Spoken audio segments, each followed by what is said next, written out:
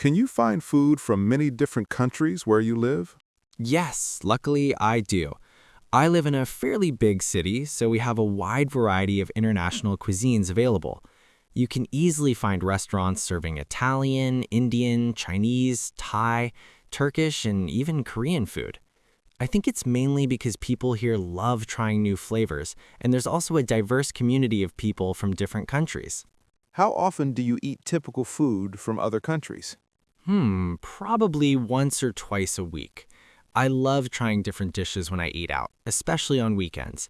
It's a nice break from traditional food, and to be honest with you, some international cuisines like Japanese or Lebanese really appeal to my taste buds. Have you ever tried making food from another country? Yes, I've tried a few times. I once made homemade pasta after watching an Italian cooking show. It didn't come out exactly like the pros do it, but it was still fun. I enjoy cooking and experimenting with recipes from different cultures now and then, especially when I find the ingredients easily in local stores.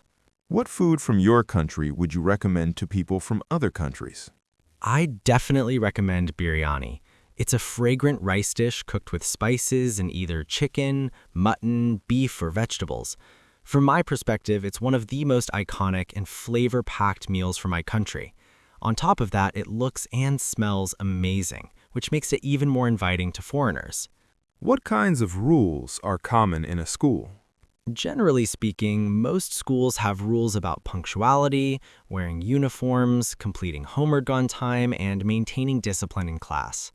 Some schools also have rules regarding mobile phone use, dress codes, and even social behavior. These rules are in place to ensure that students maintain focus, develop good habits, and respect one another. How important is it to have rules in a school? As far as I'm concerned, rules are essential in any school environment. Without them, things would become chaotic and unproductive. Rules teach students the value of discipline, structure, and respect. For instance, when students follow rules, it creates a safe and predictable space where learning can truly flourish. What do you recommend should happen if children break school rules? That's a tricky question, but I'd say it depends on the severity of the rule that was broken. For minor infractions, a warning or counseling might be enough. But for serious issues like bullying or cheating, there should be firm consequences. From my perspective, the goal shouldn't just be to punish, but to help the student understand what went wrong and how to improve. Can you suggest why many students decide to study law at university? There's no doubt that many students see law as a prestigious and stable career path. From what I've observed, it offers good financial rewards and a sense of authority in society.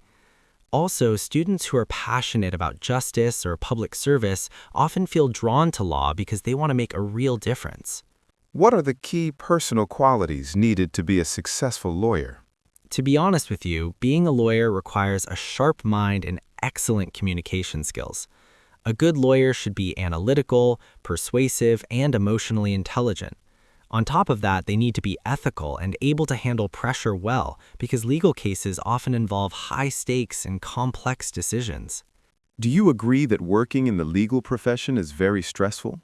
I totally agree. Legal work often involves tight deadlines, long working hours, and dealing with emotionally charged situations. Especially in criminal or corporate law, the pressure can be intense. That being said, I suppose the rewards and the sense of accomplishment can sometimes outweigh the stress, depending on the person's motivation and coping skills. What kinds of fast food have you tried? Why not? I was a big fan of fast food when I was a teenager. As I am in my early 30s now, I no longer feel any craving for fast food. But this does not mean that I never eat any fast food these days. Well, if I list down what types of fast food I've tried, it would be pretty long. However, my favorite ones in this list would be burgers, sandwiches, pizzas, crispy chicken, French fries, chicken nuggets, apple pies, tacos, burritos, and different types of coffee and shakes. I ate and drank them mostly because fast food was trendy back then, and they were tasty, easy to find, and ready to eat or drink. How often do you use a microwave to cook food quickly? In our home, we have a large and modern microwave oven, which we use to cook a variety of foods, like baked potatoes, pizzas, Spanish rice, bacon sandwiches, different types of cakes, grilled chicken, and so on.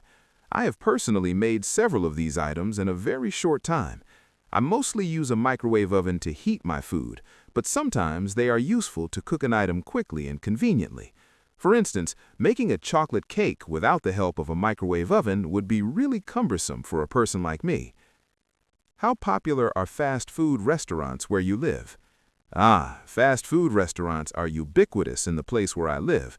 You just have to walk around a few blocks to find a row of different fast food shops and restaurants, and their number is growing faster than ever. They are hugely popular, especially among the young, because of their taste and variety. Many adults like to have them because it saves them time and money.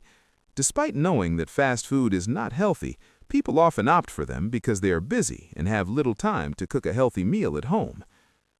When would you probably go to a fast food restaurant the next time? Well, I mostly prefer to eat in a restaurant that offers leafy and green vegetables, brown rice, soups, and fresh salads with some delicious fish.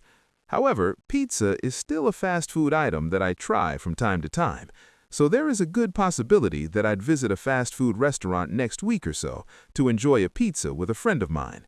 I usually eat fast food once or twice a month, and never more than that. What kinds of computer games do people play in your country? Computer games are hugely popular among the young generation in my country, and they play all sorts of games. Some prefer to play first-person shooting games, adventures, sports, actions, role-playing, puzzles, strategy, and multiplayer online games. Some insanely popular games that many people in my country play include Minecraft, Civilization, PUBG, Battleground, Half-Life, Halo, Fortnite, Grand Theft Auto, Dota, Call of Duty, and so on. A large proportion of people also play mobile games that can be downloaded to their phones and played anywhere and anytime they want to.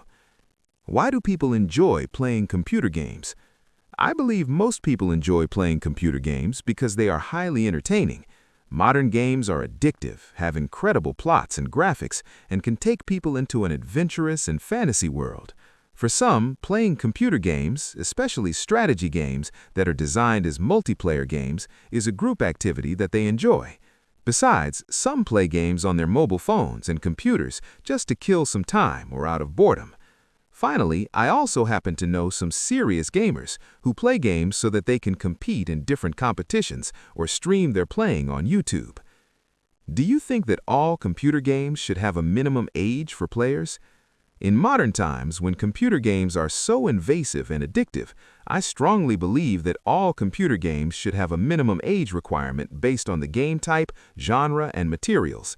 For instance, if a 5-year-old plays a game that is intended to be educational and positively recreational, I see no harm in it as long as the gaming duration is below an hour per day.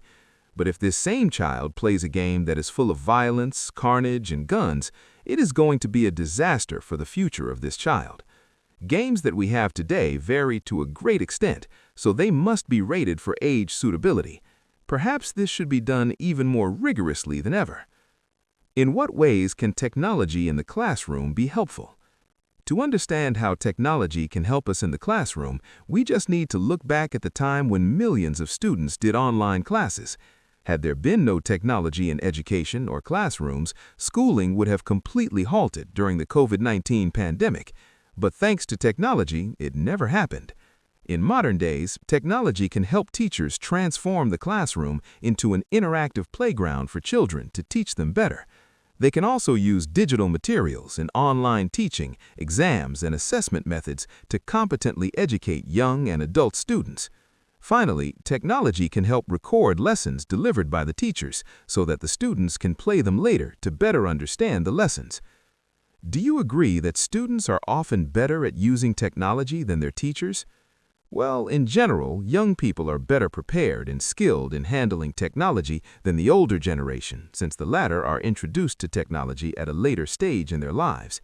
In this regard, many young students are better than their elder teachers when it comes to technology, but this gap is narrowing with time, as teachers all around the world, both young and old, are adopting and learning technology as part of their personal and professional requirements. Do you believe that computers will ever replace human teachers?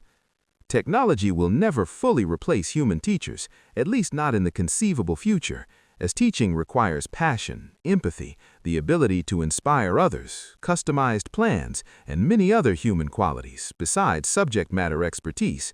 So even if technology can offer better lesson plans, more accurate exam assessments, and so on, it can never offer personal mentorship or empathy to a learner. I believe that technology will help human teachers when it comes to teaching, but it will never fully replace them.